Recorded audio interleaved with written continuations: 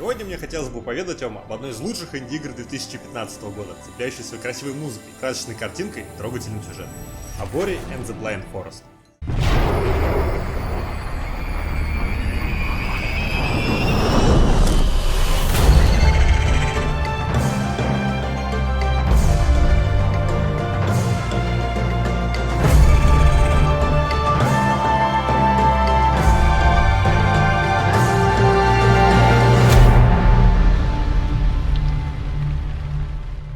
Ori и Непроглядный лес относятся к жанру кинематографичных платформеров, таких как Первый Принц Персии, Abyss Odyssey, Limbo и многие другие. К тому же она является метроидванией, основные идеи из которой можно встретить во многих играх с открытым миром. Разработка началась в 2011, вскоре после выхода Super Meat Boy, и длилась 4 года. Создатели игры работали по удаленке с самых разных уголков мира, и было их всего 20 человек. Визуальный стиль Ori был навеян лентами Хаяо Миядзаки. Задние планы были вдохновлены принцессой Мононоке, а контраст силуэтов с красочным фоном и занесенных призраками. Дизайн главного героя несколько схож с духами Кодама, и помимо белой подсветки сочетает в себе деталь нескольких лесных зверей одновременно, из-за чего кому-то он может напомнить котика, а кому-то лисичку. А хвост его, помимо обоснования отменного баланса, способствует дополнительному пониманию направления движения. Как можно заметить, картинка выполнена в некой смеси 2D с 3D. Благодаря грамотному использованию размытия в движении, пререндеренным анимациям и прочим хитростям, игра, помимо того, что радует глаз, еще и оказывается весьма оптимизированной, благодаря чему комфортно поиграть в нее можно и на слабом железе. К тому же, благодаря 3D, удалось достичь бесшовности между катсценами и геймплеем, что сильно играет на руку погружения. Вдохновление для сюжета разработчики брали из старых мультфильмов Disney, в особенности из Короля Льва и Бэмби. Некоторые сцены почти в точности копируют знаковые моменты из этих мультиков.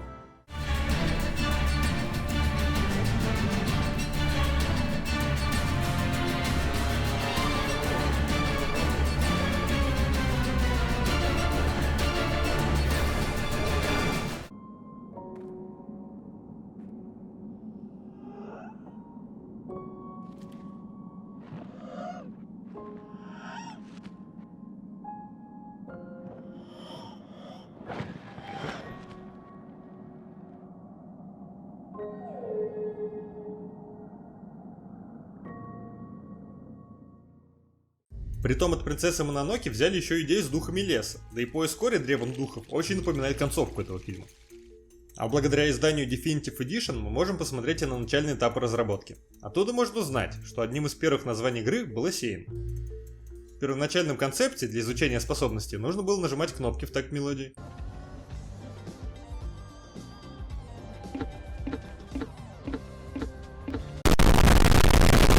Держать головоломки с помощью своего теневого уклона, и даже можно было кататься клубком и забегать на вертикальные стены на большой скорости.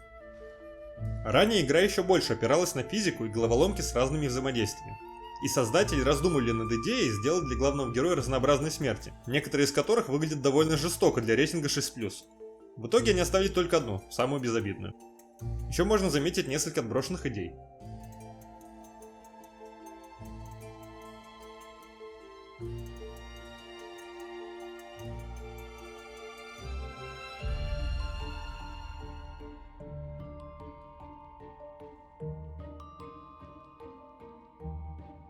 Есть в бонусных материалах и пара видеозаписей звуковых эффектов и музыки. Кстати, о ней. Музыка в Ori оркестровая, исполнена серьезно, можно сказать, голливудскому уровню. Вполне уместно смотрелась в каком-нибудь полнометражном мультфильме. Композитор лично наиграл прототип игры около 500 часов. И без сомнений, его усилия полностью оправдались. Каждая мелодия саундтрека ощущается на своем месте, создает общее настроение и локации, и сцене, в которой находится. Не преувеличение будет сказать, что в музыкальном сопровождении кроется не менее половины успеха игры. Композиции приятно слушать и отдельно, даже не зная контекста. В этом плане Ori можно сравнить с Грисом, которая в не меньшей степени основана как на красивом саундтреке, так и на красочном визуале.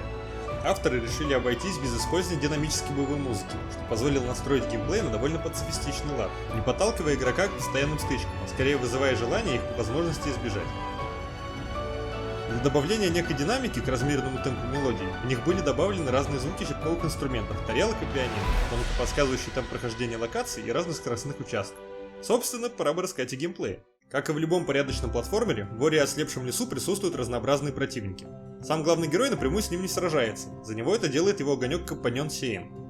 Враги тут восстанавливаются через какое-то время, если достаточно далеко отойти, так что зачистить уровень от них в принципе невозможно. Сам персонаж вначале довольно слаб, и даже на средней сложности едва ли переживет больше 2 ударов. Поэтому во всей игре в самых разных местах запрятаны зеленые сферы, увеличивающие запас его здоровья, и синие, увеличивающие запас энергии. Насчет синей полоски. Помимо расхода на особые приемы, энергия тратится еще и на создание точек сохранения. Да, в этой игре очень мало чекпоинтов как таковых, поэтому большую часть времени вам придется самим решать, в какой момент лучше всего сохраниться.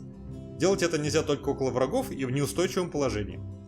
Хоть и нельзя назвать энергию в этой игре крайне редким ресурсом, но общая сложность будет частенько вызывать у вас желание сохраниться перед каким-нибудь кажущимся непростым участком.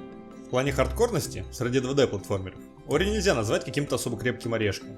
На любом форуме, при поднятии этой темы, вам сразу же ответят, что, дескать, Super Meat Boy и Rayman — вот это довольно сложные игры, а похождение ушастого белого духа — просто детский забав.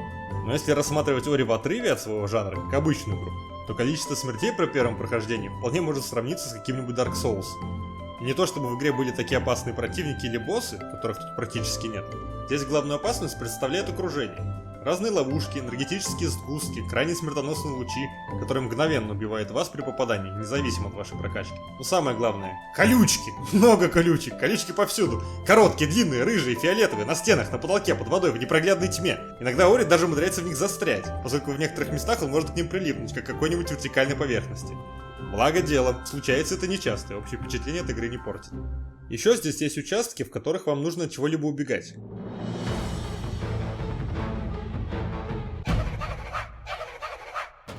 К примеру, первый раз потребуется на скорости ускакать наверх от прибывающей снизу воды. Даже на третьем прохождении у меня ушло на это несколько попыток, несмотря на то, что я уже знал, что делать, и прилично освоил управление. Таких участков в игре будет несколько.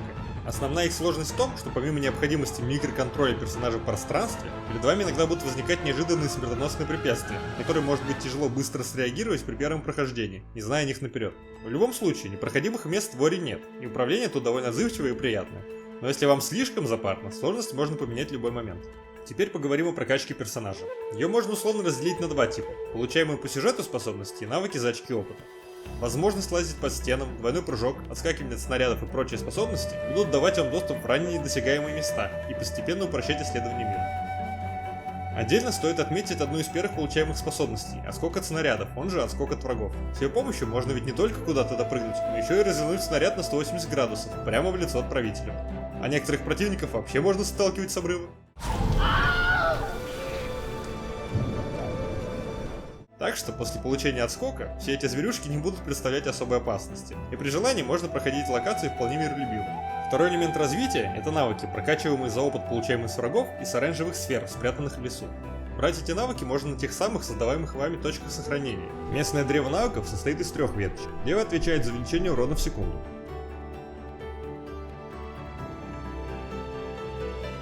Средняя по мере прокачки лучше всякого гайда будет показывать вам на карте пропущенные тайники, а правая снижает расход энергии на разные способности, а к тому же улучшает некоторые из них. Не то чтобы левая ветка была совсем бесполезной, но на фоне потенциальной полезности двух других, и с учетом вышеупомянутого отскока, будет лучше вкинуть в нее на старте пару-тройку очков и спокойно играть дальше, не испытывая проблем. Все навыки можно запросто получить при 100% прохождении, при этом опыта еще и запасом останется. Ну и пару слов о сюжете. Основная его концентрация приходится на начало и конец игры. Действующих лиц этой истории можно пересчитать по пальцам одной руки, но не все они так просты, как могут показаться на первый взгляд. И раскрываться они будут постепенно, медленно меняя ваш взгляд на них, что возможно заставит задуматься. Стоит отметить, что Ori and the Blind Forest можно найти в 2 версиях – обычное и полное издание. Обычное никакого интереса не представляет, просто оно менее оптимизировано, без быстрого перемещения, без бонусных роликов о создании игры и без выбора сложности. А в полное издание встроено небольшое дополнение со своей мини-историей, парочка новых способностей, которые могут помочь вам в последующем прохождении. Доступ к нему открывается практически с самого начала, но я бы советовал сперва получить способность отскока, чтобы можно было спокойно его пройти. В любом случае, при покупке вы получите обе версии игры, так что вопрос выбора тут не стоит. На данный момент стоит она 419 рублей без скидки и завершается за 8-12 часов, в зависимости от вашей пряморукости и желания собрать разные улучшения.